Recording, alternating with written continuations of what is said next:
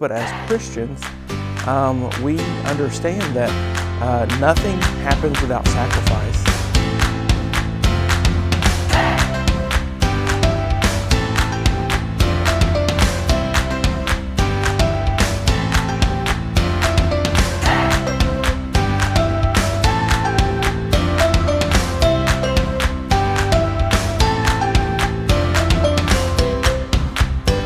Well, hey guys, welcome to what is going to be a little bit different version of Good Word Wednesday, as today is 11/11, and in our country 11/11 is always Veterans Day, or celebrated as Veterans Day. And Veterans Day is not really what you would call a church holiday. It's not Christmas that celebrates the birth of Christ, Easter that celebrates His resurrection.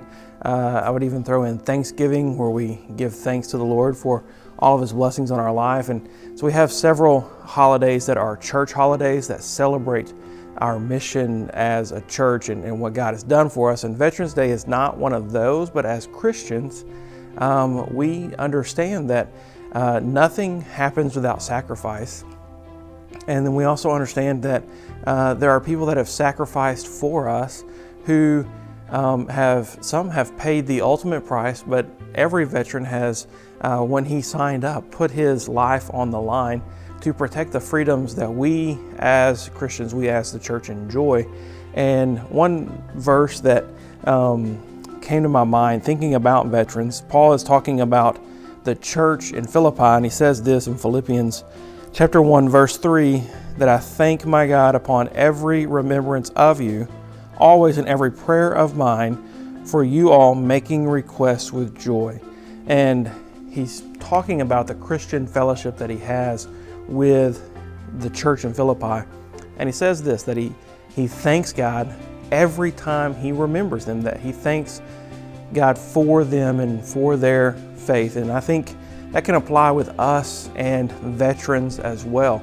As you think about the people that you know, that you love, even the ones that you don't know, that have put their life on the line to protect your freedom, to protect us as a nation, to do really what they know to be right. And I thought I would share sort of about the closest veteran in my family was my grandfather on my mother's side, my Grandpa Powers. He was a veteran in World War II, and we can see how World War II veterans literally protected the freedom of the world. And he was on the ship, the USS Minneapolis. It was nicknamed the USS Minnie, but it was not a small ship. And it was a ship that saw the most actual firefight combat of any ship in World War II. And it was in every major battle except for Iwo Jima. I think it was getting repaired during that time. My grandfather got a Purple Heart from a fight on that ship, where the ship got hit by 2 torpedoes that night, and he got shrapnel in his arm and had problems with it for the rest of his life, basically, that shrapnel, the damage it caused. And so he got a Purple Heart. And I remember growing up, seeing the Purple Heart in his house and understanding that was a big deal, and not really understanding why until later on. But that night, that ship was hit by torpedoes, protecting other ships and protecting a certain strategic location. And the ship, the crew, worked all night and into the coming days to keep it afloat, and they got it, and then they were able to do that. And once it got fixed, they went back to what had put their life. They lost 36 soldiers that night.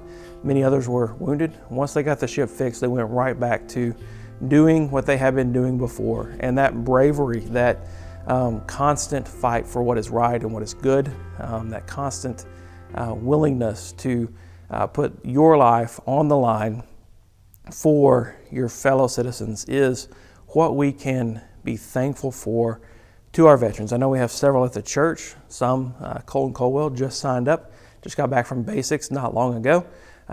Cameron Scott is still actively serving. And we have all the way up to men like Max Edwards, who put in more than 3 decades of service in his late 80s now. And so we have men all throughout the spectrum who have signed up and done. I'm not going to try to name them all because I'll forget somebody.